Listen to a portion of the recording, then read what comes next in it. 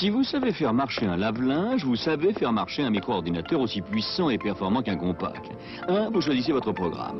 2, vous appuyez sur le bouton.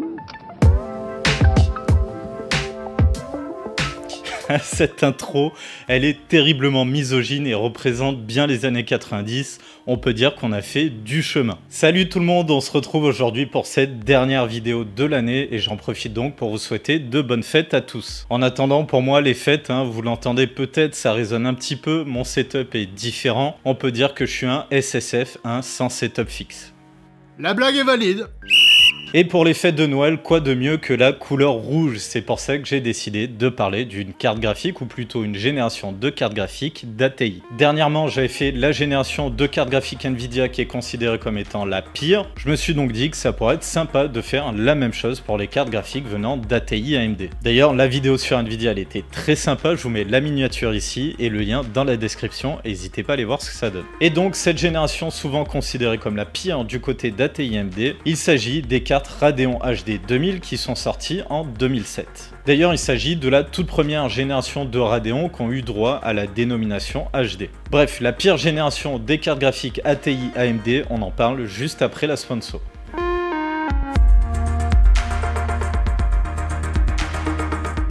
Je vous présente le sponsor pour cette vidéo comme depuis quelques temps, il s'agit de Godil24. Si jamais vous venez de vous monter un nouveau PC ou si tout simplement vous avez envie de mettre à jour le système d'exploitation de votre vieux PC, Godil24 vous propose des licences OEM pour Windows 10 ou encore Windows 11. Et en plus de ça, avec des codes promo dans le cadre du partenariat ou encore pour le Black Friday, vous aurez droit à des réductions de 50% avec le code ALD50. Et si jamais c'est le pack Office qui vous intéresse, vous trouverez ça aussi sur le site et vous avez même des bundles pack Office plus Windows avec une réduction un peu plus élevée de 62% grâce au code ALD62. Pour utiliser les codes de promotion, c'est très simple, il suffit de les rentrer dans l'espace prévu à cet effet et ensuite de procéder au paiement sécurisé via PayPal. Si vous avez un doute, dans le bas de la page d'accueil du site, tout est expliqué. Une fois le paiement effectué, vous recevrez quelques minutes plus tard un email, donc surveillez bien vos spams si jamais vous ne voyez pas l'email arriver. Et si vraiment il y a un souci, Godil24 s'engage à vous rembourser à l'aide du service après-vente qui est disponible 24 heures sur 24 et 7 jours sur 7. Donc si vous avez besoin de ce qu'il propose, n'hésitez pas à utiliser les liens affiliés en description. Ça vous permettra indirectement de soutenir la chaîne. Donc merci à vous et merci à Godil24 qui sponsorise cette vidéo. Comme la dernière fois, avant de vous parler directement de ces cartes graphiques, on va faire un petit historique pour se replonger dans le contexte de l'époque. On va donc se replonger quelques années avant la sortie des Radeon HD 2000 qui sont elles sorties en 2007. Je vais attaquer donc avec l'année 2002 et on peut dire que depuis l'année 2002, eh bien tout roule pour ATI. Les Radeon 9000 qu'on a eu en 2002 puis le refresh en 2003 ont mis une énorme claque à Nvidia. Et tout ça, j'en parle un peu plus en détail dans cette vidéo là, je vous mets le lien dans la description. Oui, je sais, ça fait 2 fois que je force, mais c'est pour la bonne cause. Et en 2004, ATI poursuit dans sa bonne lignée en commercialisant les très bonnes ATI Express, les toutes premières. Ça donnait les ATI Express 800, 600, etc. Et c'était plutôt une bonne génération. Même si Nvidia avec les GeForce 6000 s'en sort mieux qu'avec les FX 5000, les cartes ATI, notamment la X800 XT, puis ensuite le refresh, la X850 XT, s'en sortent vraiment bien. On passe ensuite en 2005 et encore une fois, tout se passe bien pour ATI. ATI vient de commercialiser les Radeon Express 1000, donc la deuxième génération d'ATI Express. Et on peut dire que les ATI Express 1000 mettent tout simplement un trou aux GeForce 7000 qui sont leurs concurrents directs.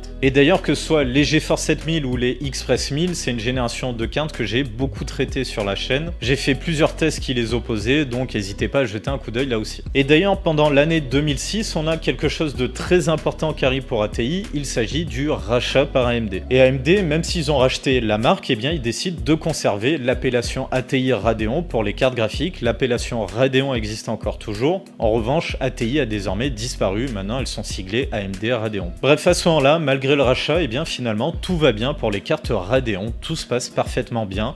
C'est les plus performantes. Elles gardent des prix plutôt contenus et elles sont très appréciées du public. Et tout d'un coup, en fin d'année 2006, patatras, Nvidia réplique avec les excellentes GeForce 8800. Et surtout, la 8800 GTX qui est incroyable. Cette 8800 GTX est déjà un monstre technologique, mais c'est aussi un monstre de performance. En gros, Nvidia retourne le game et tout le monde attend avec impatience la contre-attaque d'ATI. Et vous le savez, la contre-attaque elle s'appellera Radeon HD 2000 et si je fais cette vidéo, vous l'avez vu dans le titre, c'est que ça va pas super bien se passer. Mais avant ça, eh bien, je suis forcé de vous parler de la GeForce 8800 GTX. Ça vous permettra de mieux comprendre le monstre que va devoir abattre ATI. Pour ça, je passe en voix off, on va se replonger dans la presse hardware de l'époque.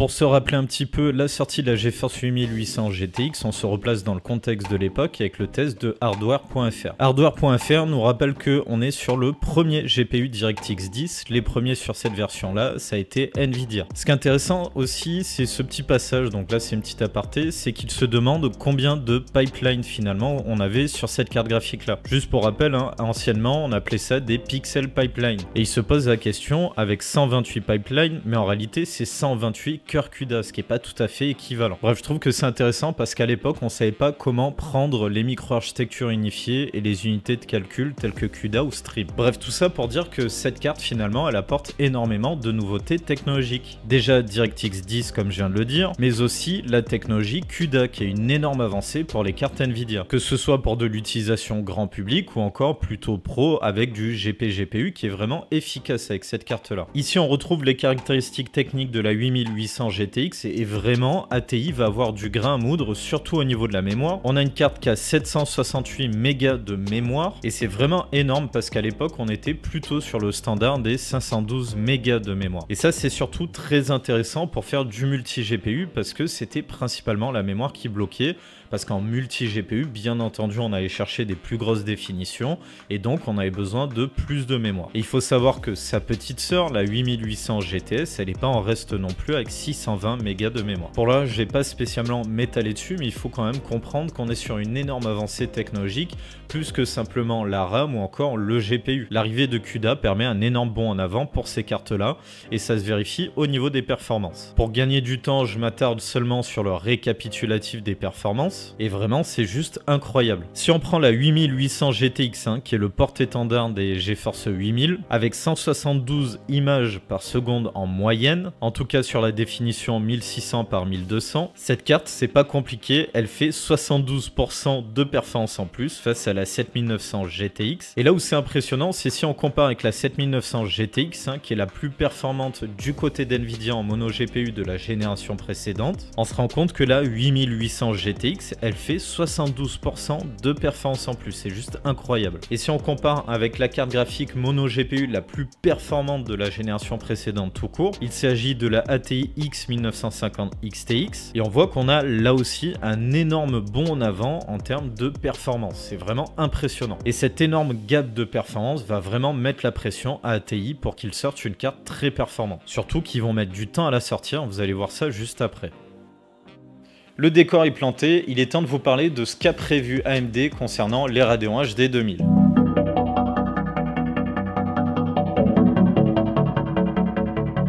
Et j'attaquerai déjà par du positif en vous disant que technologiquement parlant, eh bien ces cartes sont finalement plutôt intéressantes. On retrouve une micro-architecture unifiée qui a été produite par AMD et ça c'est une nouveauté sur laquelle d'ailleurs se base beaucoup la 8800 GTX. Sauf que ça s'appelle CUDA du côté d'Nvidia, on l'a vu tout à l'heure, mais ce sera Stream du côté d'AMD. Mais par contre un fait qui est plutôt inhabituel, c'est que généralement quand on sort une nouvelle génération de cartes graphiques, on se base sur l'ancienne micro-architecture, en l'améliorant, en la faisant évoluer, mais cette fois-ci ce n'est pas du tout le cas. Cette fois-ci AMD va puiser du côté des consoles en se basant sur le GPU de la Xbox 360. Ce GPU, il s'agit du GPU Xenos qui est sous la micro-architecture Terascal qui est du coup une micro-architecture unifiée. Je force encore pour mes vidéos, mais pour que vous compreniez bien et que j'y passe pas des heures, je vous conseille d'aller voir cette vidéo là, je l'ai faite il y a pas longtemps. Et cette micro-architecture Terascal, en tout cas pour le grand public, il s'agit de la première micro-architecture unifiée à laquelle on a eu accès. Donc comme je vous disais dans ma vidéo vidéo précédente, c'est bien ATI qui a été le premier sur ce genre de technologie-là. On a donc là un exemple concret pour vous montrer que contrairement à ce que l'on a l'habitude de nos jours, eh bien ça n'a pas toujours été Nvidia qui menait la danse des nouvelles technologies. Donc technologiquement, je vous disais que c'est intéressant parce que là on a vraiment une technologie qui, sur le papier, est capable de concurrencer sérieusement la technologie CUDA qu'on a sur la 8800 GTX. Étant donné que cette technologie est utilisée depuis 2005 du côté d'AMD, on a en droit de se dire que finalement cette technologie sera mieux maîtrisée que ce que l'on a chez Nvidia. Mais ça, ce sera sur le papier uniquement, on verra ça plus tard. On a aussi une carte graphique qui est finalement plutôt taillée pour faire du multi-GPU, parce qu'on a une évolution du Crossfire qui était assez rigide sur la génération précédente, et même les X800 aussi, parce que pour faire du Crossfire, auparavant, il fallait vraiment des cartes graphiques dans des éditions spéciales qui sont faites pour faire du Crossfire. Cette fois-ci, avec le Crossfire X, qui est donc son évolution, on a un Crossfire qui est beaucoup plus flexible parce qu'on a plus ou moins le même fonctionnement que du côté d'Nvidia, c'est-à-dire que sur le côté on a juste à ajouter un connecteur pour connecter deux cartes ensemble et ça fonctionne. Pas besoin d'acheter des cartes particulières pour en profiter, c'est présent sur toutes les Radeon HD 2000. C'est donc bien plus simple que le Crossfire que l'on avait sur les générations précédentes. Donc voilà pour la globalité des Radeon HD 2000, maintenant je vais m'attarder sur le modèle qui était le porte-étendard, il s'agit de la HD 2900 XT.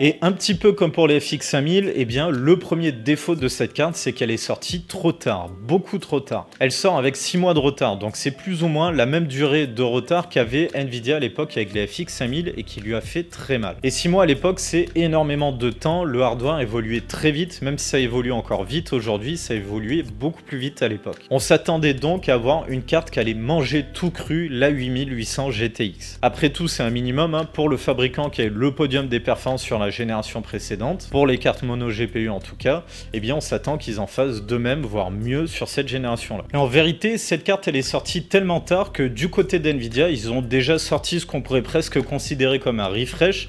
Il s'agit de la 8800 Ultra. Et cette 8800 Ultra, elle est sortie à peine quelques jours avant les Radeon HD 2000 et je pense qu'AMD l'avait pas vraiment vu venir. Le deuxième gros problème de cette carte et même des Radeon HD 2000 en général, il s'agit de leur design. Je vous montre ça et je pense que l'image elle parle d'elle-même. C'est quoi ça honnêtement?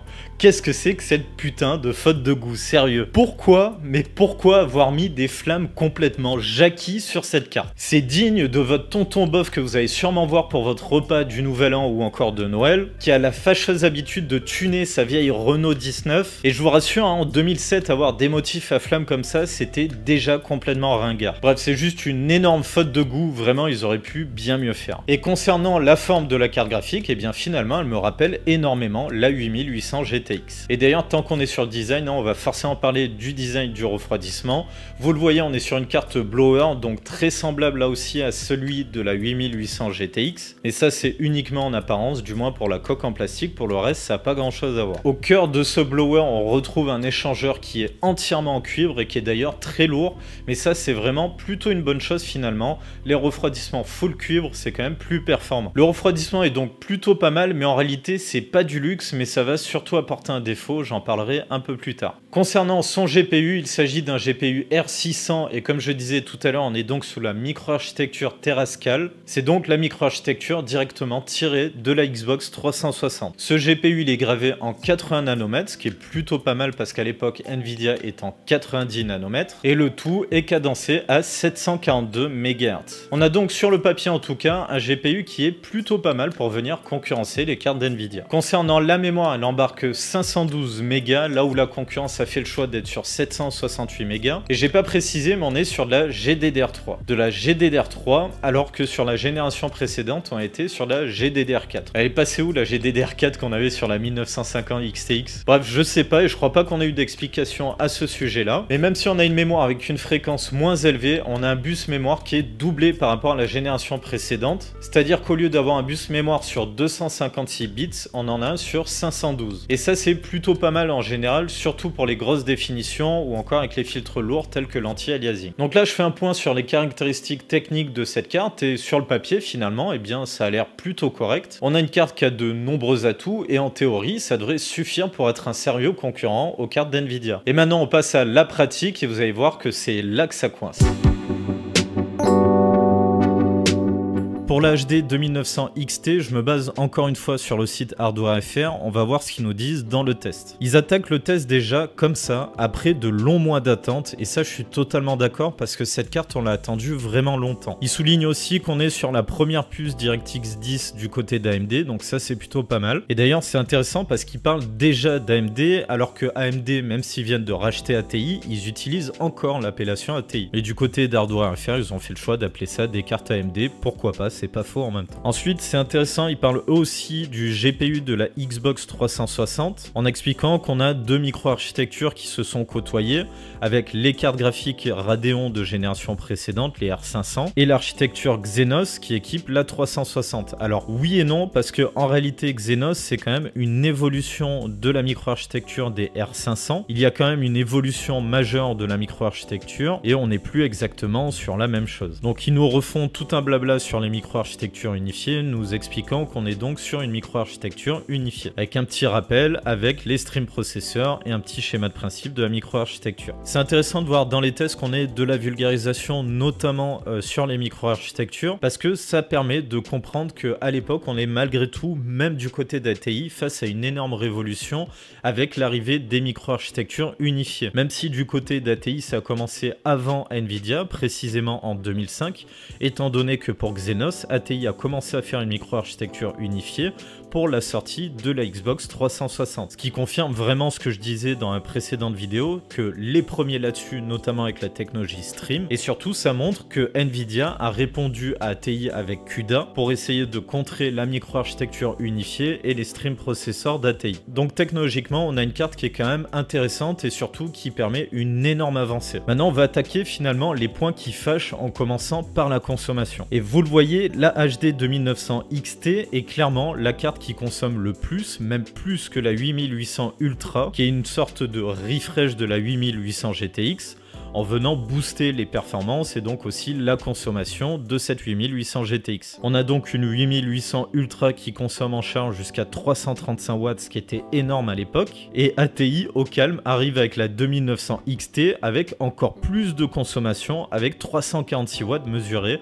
par Hardware.fr, donc c'est vraiment énorme. Et ça c'est un vrai problème parce que même si on a un refroidissement qui est plutôt bien conçu, totalement en cuivre, eh bien ça fait qu'on va avoir une carte qui va quand même beaucoup chauffer et surtout qui va souffler très fort. C'est d'ailleurs un des principaux défauts qui a été reproché à cette carte, c'est qu'elle consomme énormément, qu'elle chauffe beaucoup et qu'elle est donc plutôt bruyante.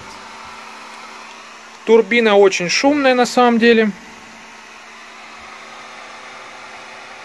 Donc là, je vais directement au récapitulatif, hein, ça sert à rien de commenter les résultats dans les tests qu'ils ont eu jeu par jeu. Et sans anti-aliasing, cette carte, elle se prend déjà par la 8800 GTX un énorme trou de performance. Cette carte, elle se prend 25% de performance dans les dents par la 8800 GTX. Sauf que ATI ayant énormément tardé pour sortir cette carte, eh bien, il y a la 8800 Ultra qui est déjà là, et elle lui met en gros 33% de performance dans les dents. Donc c'est vraiment incroyable. Et on se retrouve au final plus près de la déclinaison, on va dire, entre le milieu et le haut de gamme de la 8800. Il s'agit de la 8800 GTS qui sort 100 images par seconde et la HD 2900 XT fait seulement une image par seconde de moyenne en plus dans cette définition là. En revanche, quand on augmente la définition, ça fait un petit peu mieux avec 5 images par seconde de moyenne en plus, et ça je pense que c'est principalement grâce à son bus mémoire qui est très large avec 512 bits. D'ailleurs le bus mémoire il a encore des bienfaits quand on active le filtre anti-aliasing. On voit que ça lui permet de se démarquer un petit peu plus de la 8800 GTS. En revanche, elle est toujours à la ramasse quand il s'agit de la 8800 GTX ou encore la 8800 Ultra. Mais je noterai malgré tout qu'on a quand même un bon gap générationnel du côté d'ATI. Quand on compare à la 1950 XTX, que ce soit avec l'anti-aliasing ou sans, on a quand même un gap qui se situe entre 40 et 50%, ce qui est vraiment conséquent, il faut quand même le remarquer et s'en rappeler. Et maintenant, si on regarde ce petit récapitulatif des caractéristiques des cartes, on se rend bien compte que ce qui est décevant avec cette HD 2900 XT finalement, c'est que tout le monde s'attendait à avoir une carte concurrente à la 8800 GTX, voire la 8800 Ultra qui venait à peine de sortir. Et finalement, bien au niveau du prix, ça se voit, avec 400 €, et bien la cible visée par ATI, c'est la 8800 GTS. On a un ratio performance-prix qui est donc intéressant parce que pour le même prix, on a des meilleures performances, mais finalement, ça a déçu tout le monde et je pense que c'est ça qui fait que cette génération du côté d'ATI AMD, elle est pas aimée, c'est qu'on les attendait vraiment sur le haut de gamme et le ultra haut de gamme, parce que c'est à ça qui nous avait habitués, du moins depuis les Radeon 9000. Et là, finalement, on a un énorme gap de performance qui est proposé du côté d'NVIDIA avec la 8800 GTX et Ultra, et à la sortie de cette HD 2900 XT, finalement, on se rend compte qu'on fera pas mieux finalement que la 8800 GTS. Je me rappelle qu'à l'époque, moi, j'attendais avec impatience une éventuelle sortie d'une HD 2900 XTX qui aurait peut-être permis de rattraper le retard d'ATI. Malheureusement, ça s'est pas fait et sur cette génération-là, au mieux, on a eu du milieu de gamme, enfin du moins une carte entre le milieu et haut de gamme. C'était très décevant, surtout qu'on s'était habitué à bien mieux du côté d'ATI. Et je fais un dernier point concernant la consommation. Ce qui a beaucoup frustré, c'est que justement, on est face à une 8800 GTS qui est vendue au même prix, certes un petit peu moins performante, mais regardez cet écart de consommation, il est monstrueux. On a 281 watts en burn pour la 8800 GTS, alors que la 2900 XT qui peine à faire un petit peu mieux, elle consomme 346 watts, c'est énorme. Et même au repos, elle tient 200 watts, ce qui est quand même pas négligeable. Donc on se rend vraiment compte que finalement, cette micro-architecture, elle n'est pas encore maîtrisée. Dans la conclusion, je suis assez d'accord avec eux, c'est qu'ils disent qu'AMD se paye ici le prix d'une architecture un peu juste et poussée dans ses derniers retranchements. Et en vrai, ils ont raison, étant donné qu'on se base sur une micro-architecture qui date de 2005, qui était certes en avance pour l'année 2005, mais face à CUDA et les 8800 GTX, avec la micro-architecture Tesla, on se rend bien compte qu'il y a malgré tout un train de retard au niveau de la micro-architecture. Et dans la conclusion, il se pose la question, est-ce que c'est à cause des drivers aussi si on a des mauvaises performances ? Alors eux à l'époque ils pouvaient pas le savoir, mais de nos jours on a le recul et clairement même s'il y a eu des petites améliorations grâce aux pilotes, eh bien ça n'a clairement pas suffi pour rattraper le retard face aux 8800. Et là aussi il parle de quelque chose de très intéressant qui aurait pu être une piste pour utiliser les 2900 XT, c'est Stream et les micro-architectures unifiées qui permettaient d'avoir des GPU totalement programmables pour faire du GPU justement. Mais comme ils le disent, tout n'est pas exploitable, en réalité pas grand chose n'était exploitable à ce moment-là et c'est peut-être un des principaux problèmes avec ces cartes-là. Parce que du côté d'NVIDIA, eh bien, la technologie CUDA a permis l'arrivée, même si c'est dans un deuxième temps, de l'utilisation de physics sur les cartes NVIDIA directement. Et ça avait un vrai intérêt pour le grand public. Mais bref, je vais pas revenir sur physics, j'en ai déjà énormément parlé sur cette chaîne. Allez, arrive maintenant le moment de conclure, on va essayer de comprendre pourquoi finalement cette génération de cartes ATI AMD a une mauvaise réputation. Et je vais dire finalement quelque chose que je dis régulièrement quand je parle des composants qui sont plutôt décevants. Avec ces cartes-là, on a trop peu et trop tard. Et c'était aussi valable pour le reste de la gamme finalement, j'en ai pas parlé au cours de cette vidéo. C'est-à-dire que même avec les cartes telles que la Radeon 2900 Pro, que d'ailleurs j'avais testé sur la chaîne, ou encore toutes les déclinaisons des 2600 ou même 2400, et bien finalement on a des cartes qui sont arrivées bien après les GeForce 8000, et au mieux on avait le même ratio performance-prix, mais avec une consommation et une chauffe et aussi du bruit qui était plus élevé du côté d'ATI AMD. Donc pourquoi acheter ces cartes? Eh bien justement les gens ne les ont pas achetées. Parce que sur le milieu de gamme et l'entrée de gamme, les GeForce 8600 ont largement creusé leur trou. Toutes les déclinaisons des 8800 que l'on a eu avec les refresh, etc.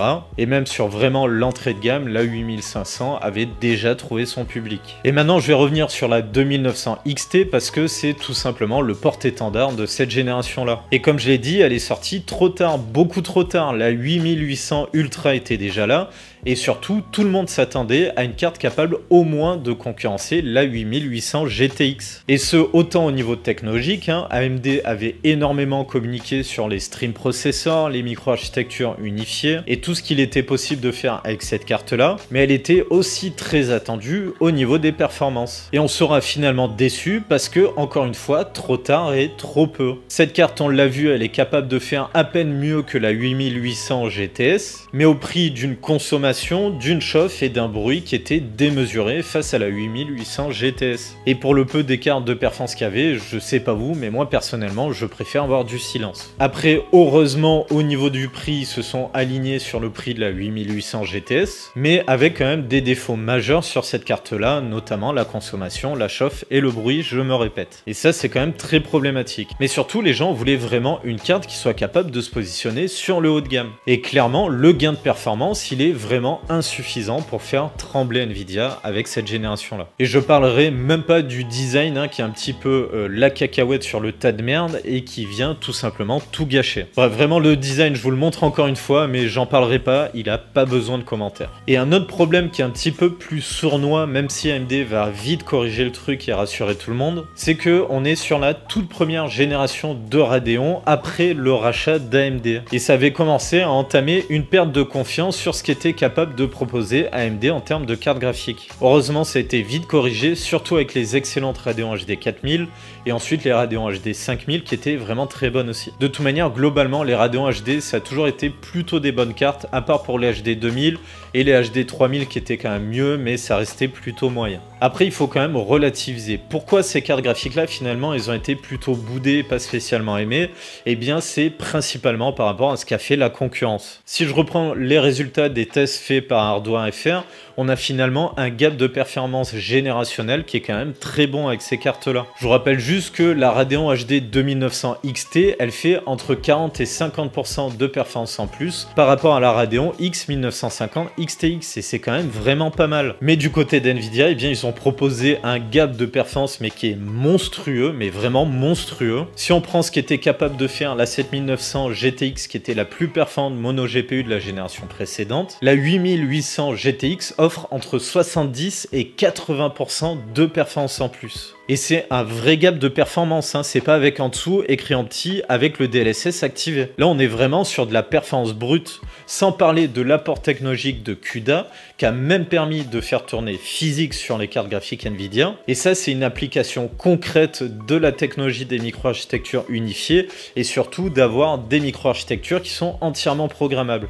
bien plus flexibles que les unités de calcul qu'on avait auparavant. Là où, malheureusement, du côté d'AMD, eh bien, les capacités de stream se sont quand même pas mal fait attendre. En tout cas, au moment de la sortie des Radeon HD 2000, eh bien, on pouvait pas faire grand chose avec. Mais bon, si je reviens sur le fait que finalement, c'était pas si mal, on va pas se mentir, si de nos jours, on nous propose un gap de performance d'une génération à l'autre de 50%, eh bien, on estimerait que c'est un très bon gap, une très bonne génération. Et à l'époque, eh bien, c'était déjà le cas. 50%, ça aurait comblé tout le monde. Ça aurait comblé tout le monde si, du côté d'Nvidia, en tout cas, on n'avait pas un énorme gap tel que ce que l'on a eu. Et même du côté technologique, même s'ils reprennent une microarchitecture qui datait de 2005, eh bien les Radeon HD 2000 vont poser les bases des microarchitectures qui vont être utilisées sur les cartes Radeon. Et jusqu'à aujourd'hui encore, la technologie stream et les stream processors, eh bien ils sont encore utilisés de nos jours. Et en ce sens-là, c'est vraiment une énorme avancée. C'est juste qu'au moment de la sortie de ces cartes, eh bien c'était pas vraiment exploitable. Donc vraiment, pour le mot de la fin, je dirais que si Nvidia avait pas fait un énorme coup d'éclat avec la 8800 GTX, eh bien ces Radeon HD 2900 XT,